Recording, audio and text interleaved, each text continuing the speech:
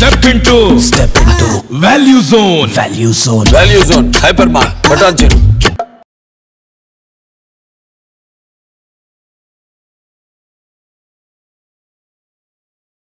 నమస్తే సురేష్ గారు. నమస్కారం అండి ఉషా గారు. 2024కు సంబంధించి వృశ్చిక రాశి వారికి అసలు ఏ విధంగా ఉండబోతుంది అంటారు? ఏ విషయాల్లో ఖచ్చితంగా జాగ్రత్తలు వహించాలి అంటారు? సో మనం 2024 సంవత్సరానికి సంబంధించి వర్షఫలాలు చెప్పుకుంటున్నామండి. సో ఈ వర్షఫలాన్ని తెలుసుకోవడం ప్రతి ఒక్కళ్ళ బాధ్యత, చాలా ఇంపార్టెంట్ అండి. నేను ఎప్పుడు చెప్తుంటాను, ప్రతి ఇంట్లో ఒక వేదిక వాస్తు, ఒక వేదిక ఆస్ట్రాలజర్, ఒక వాస్తు పండిట్ ఉండాలి అని చెప్పేసి. అట్లీస్ట్ ఇంట్లో ఒకళ్ళన్నీ అందరూ తెలుసుకోనండి, వేరే వాళ్ళకి గైడ్ చేస్తూ ఉండాలండి. తర్వాత ఈ 2024 వర్షఫలాలు చాలా ఇంపార్టెంట్, ప్రత్యేకించి వృశ్చిక రాశి వాళ్ళకి చాలా చాలా ఇంపార్టెంట్ అని చెప్పుకోవాలి. రెండోది వచ్చేటప్పటికి నెక్స్ట్ ఇది తెలుసుకోవటం లేవుతుంటే మన లైఫ్ని చాలా ప్లాన్ చేసుకోవచ్చండి. సో ఏమేమి అన్సర్టనిటీస్ ఉన్నాయి, ఏమేమి ఫేవరబుల్గా లేవు, వాటిని బట్టి మనం ప్లాన్ చేసుకోవడానికి చాలా ఈజీగా ఉంటుంది. ఇయర్లీ ప్లానింగ్ అంటారు చూడండి, వర్ష ప్లానింగ్ లాగా ఇది కూడా మన పర్సనల్ లైఫ్కి సంబంధించి ఒక ప్లానింగ్ చేసుకోవడానికి చాలా యూజ్ అవుతుంది అనమాట. అంతేకాకుండా ఈ వర్ష ఫలాలు నేచర్ కూడా ఉంటుందండి, మన తెలియని చెప్పుకోవటం కాదు. జనరల్గా మనం ఏం చెప్తారంటే అండి, ప్రకృతి కూడా ఉంటుంది. తర్వాత పంచభూతాలు ఉంటాయి, దేవుళ్ళు సూక్ష్మ రూపంలో ఉండి వర్ష ఫలాలు కూడా వింటారని చెప్పేసి మనకు చెప్తూ ఉంటారండి.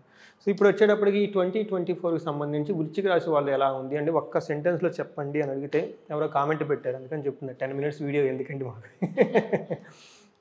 వీళ్ళకి మల్టిపుల్ ఆపర్చునిటీస్, ప్రోగ్రెస్ అంతే. ఇంకా వినే ఓపిక లేని వాళ్ళకి సో మనకి డీటెయిల్స్గా చూసుకుందాం, మహర్షులు ఏం చెప్పారు, ఎలా ఉంది ఏంటి అని చెప్పేసి. విశాఖ ఈ నక్షత్రం వాళ్ళకి విశాఖ నక్షత్రం 4వ పాదం, తర్వాత జ్యేష్ఠ 1, 2, 3 పాదాలు, అనురాధ 1, 2, 3, 4 పాదాలకు సంబంధించిన నక్షత్రంలో ఉన్న వాళ్ళు మొత్తం ఏమవుతుందంటే వృశ్చిక రాశి కింద వస్తారండి. ఇవి కాకుండా పేరు బలం ప్రకారం కనుక చూసుకుంటే వాళ్ళ పేరు కనుక తో, నా, నీ, ను, నే, నో, యా, ఈ, యు, మోరార్లెస్ ఈ సౌండ్తో ఉన్న పేర్లు, కొంచెం అటు ఇటుగా ఉన్న అక్షరాలైనా సరే, ఈవెన్ ఇంగ్లీష్లో కనుక టీ కానీ యూతో కనుక ఉన్నా కానీ, ఎంతో కనుక ఉన్నా కానీ వాళ్ళంతా వృశ్చిక రాశి కింద వస్తారని మనం చెప్పుకోవచ్చు అనమాట.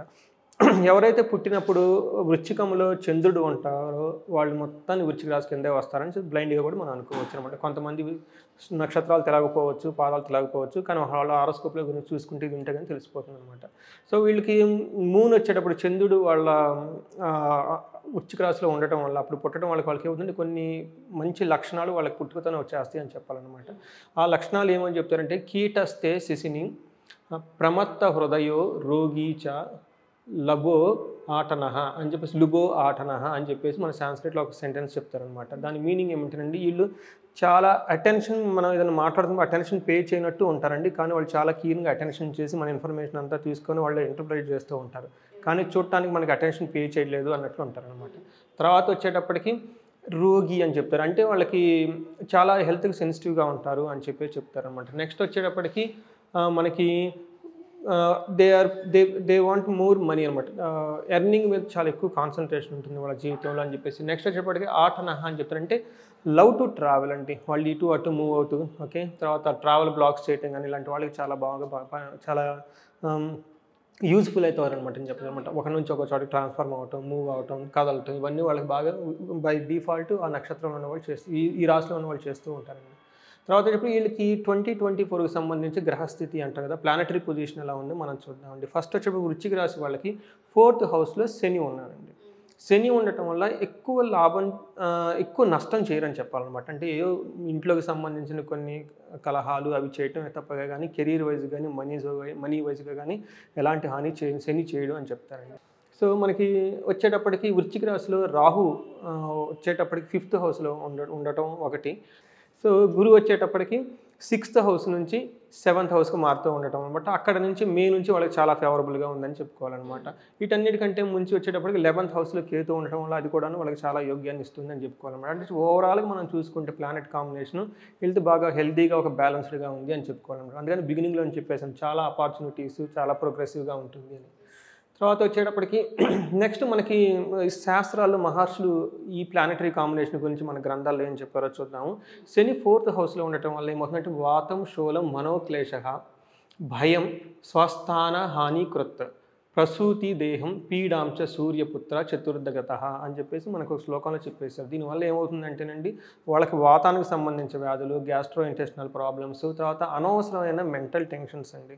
సో ఎప్పుడు మైండ్ చాలా ఇంపార్టెంట్ అండి. మనకి బాధలన్నీ మైండ్లోనే ఉండేది, యాక్చువల్గా రియల్ లైఫ్లో ఉండేవండి. మనఃక్లేశ అని చెప్పేసి అతిగా నిద్రపోవటం, కోప్పట్టం, ఓకే, ఏదో బాధ పెట్టుకొని ఉండటం, నిద్ర పట్టకపోవటం, ఈ టైపు లక్షణాన్ని మనఃక్లేశ అంటారనమాట. ఇవన్నీ వాళ్ళకి 4th హౌస్లో ఉంటారన్నమాట. తర్వాత అనవసరమైన భయం, స్థానం ఏదో మనకున్న పొజిషన్ పోతుందని ఒక భయంతో ఉంటుంది. తర్వాత ప్రసూతి దేహం పీడాంశ అంటే మనకు వచ్చేప్పటికి బాడీ హీట్ కావటం, ఈ టైపు సంబంధించి ఉంటాయి అని చెప్పేసి చెప్తారు. అంటే ఇవి జనరల్గా ఉంటాయి కానీ అంత ధనాన్ని కానివ్వండి, కీర్తి ప్రదేశాలని హాని చేసే కాదనమాట. జనరల్గా ఉండే ఒక ప్రాబ్లమ్స్ని శని ఇస్తారనమాట. అంటే ఓవరాల్గా శని వచ్చేప్పటికి చాలా మంచి అని చెప్పాలన్నమాట. తర్వాత వచ్చేసి 6th హౌస్లో గురువు గారు వెళ్ళుకుండటం వల్ల ఏమవుతుందంటే మే వరకు అంత అనుకూలంగా లేదు, మే తర్వాత బాగుంది అని చెప్తారనమాట.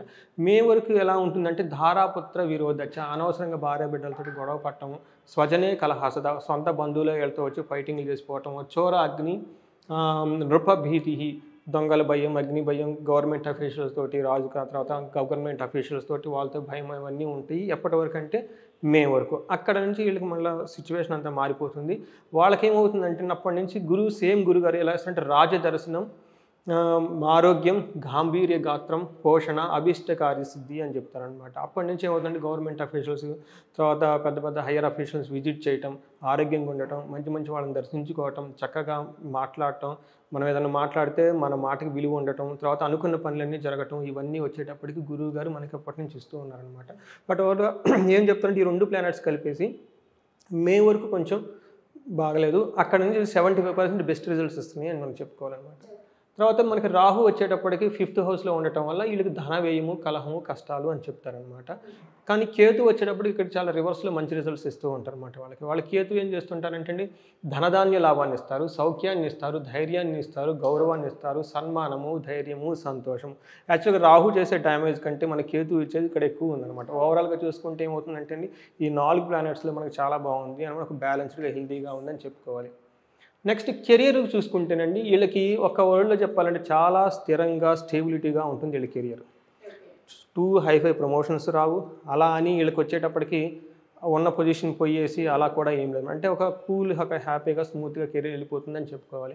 అయితే వీళ్ళకి ప్రమోషన్స్ ఎవరెవరు ఎక్స్పెక్ట్ చేసుకుంటున్నారో వాళ్ళకి ఆగస్టు, అక్టోబర్లో సన్ 6th హౌస్లోకి రావటం వల్ల ఆల్రెడీ రావడంతో వాళ్ళకి కొంచెం గవర్నమెంట్ రిలేటెడ్ ఫేవర్స్, తర్వాత జాబ్లో ప్రమోషన్స్ అవన్నీ వచ్చే అవకాశం చాలా ఉంది వీళ్ళకి.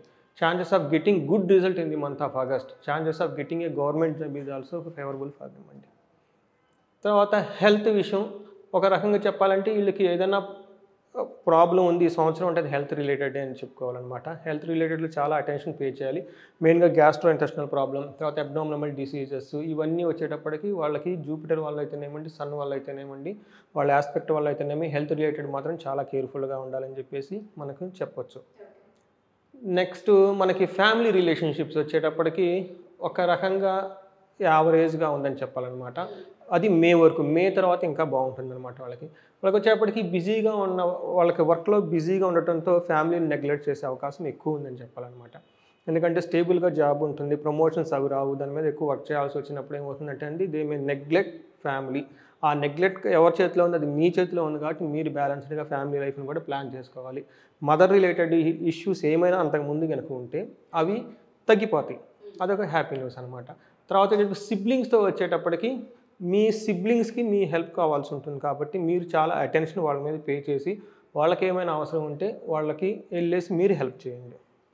నెక్స్ట్ వచ్చేటప్పటికి మార్చి, ఆగస్టులో వచ్చేటప్పటికి ఫాదర్ రిలేటెడ్ ప్రాబ్లమ్స్ ఇండికేట్ చేస్తున్నాయి కాబట్టి జాగ్రత్తగా కేర్ఫుల్గా ఉండండి. నెక్స్ట్ వచ్చేటప్పటికి ఆగస్టు తర్వాత ఫ్యామిలీ మొత్తం హ్యాపీగా ఉంటారు, ఎవరికి ఏ ప్రాబ్లం లేకుండా ఏం లేకుండా అని చెప్పేసి చెప్పాలన్నమాట.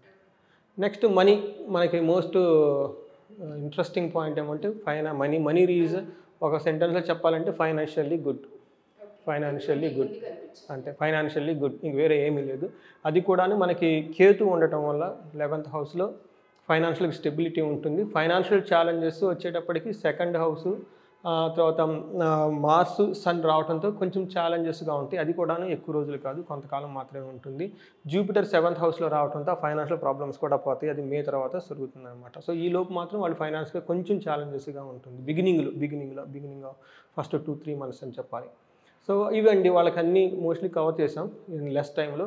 సో వీళ్ళు ఏమేమి పనులు చేస్తే చాలా బాగుంటుంది అంటే శుక్రవారం పూట అమ్మవారిని పూజిస్తే ఇంకా బాగుంటుంది. అంటే ఓవరాల్గా బాగుంది, ఇంకా బాగుంటుంది అనమాట.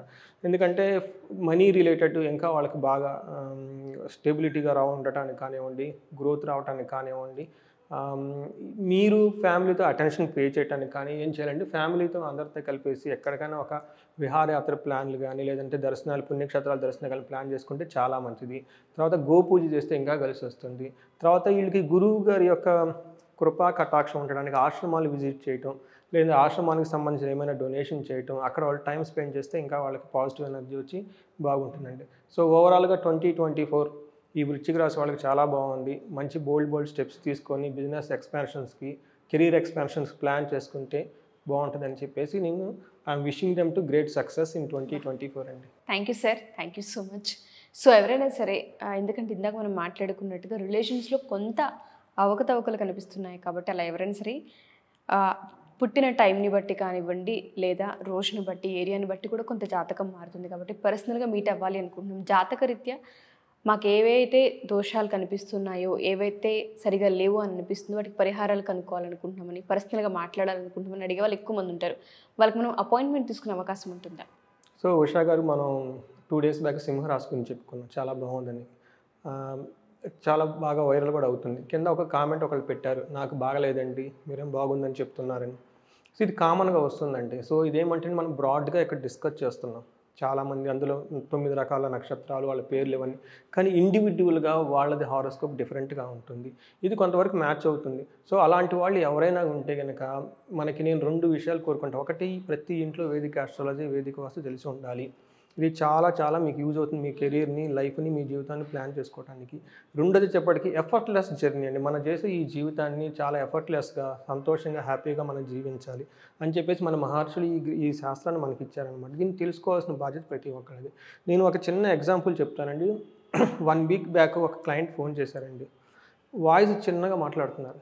ఏంటండి అని అడిగితే నాకు సూసైడ్ చేసుకోవాలనిపిస్తుంది అన్నారు. నేను 2 times వాళ్ళకి first day, second day counselling తీసుకున్నాను ఆస్ట్రాలజికల్ పాయింట్ ఆఫ్ వ్యూలో.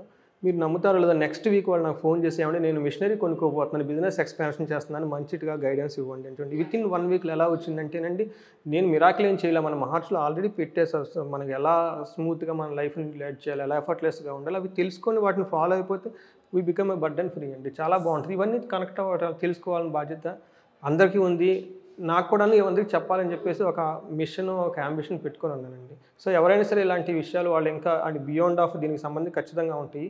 వాళ్ళకి ఇండివిజువల్గా ఏమైనా ప్రాబ్లమ్స్ ఉన్నా, ఏమన్నా కానీ మనకి స్క్రీన్ మీద కనిపిస్తున్న నెంబర్కి కానీ కనెక్ట్ అయితే వాళ్ళకి ఆస్ట్రాలజికల్ పాయింట్ ఆఫ్ వ్యూలో, కాస్మిక్ పాయింట్ ఆఫ్ వ్యూలో వాళ్ళకి మనం గైడెన్స్ ఇచ్చేసి వాళ్ళ లైఫ్ని మనం ఎఫర్ట్లెస్గా మనం వాళ్ళు జీవించి ఎలా అని గైడెన్స్ ఇవ్వచ్చు. Sure sir, thank you sir, thank you so much. Thank you అండి ఉషా గారు. జాతకరీత్యా ఎవరైనా సరే సురేష్ గారిని కనుక కలవాలి అనుకుంటే కింద స్క్రోల్ అవుతున్న కాంటాక్ట్ నుండి కాంటాక్ట్ చేయొచ్చు. ఆఫ్లైన్ కానివ్వండి, ఆన్లైన్ కానివ్వండి, అపాయింట్మెంట్ తీసుకోవడం జరుగుతుంది. ఏ చిన్న డౌట్ ఉన్నా, ఎంక్వైరీ కోసమైనా సరే కింద స్క్రోల్ అవుతున్న కాంటాక్ట్ నుండి కాంటాక్ట్ చేయండి. Thank you.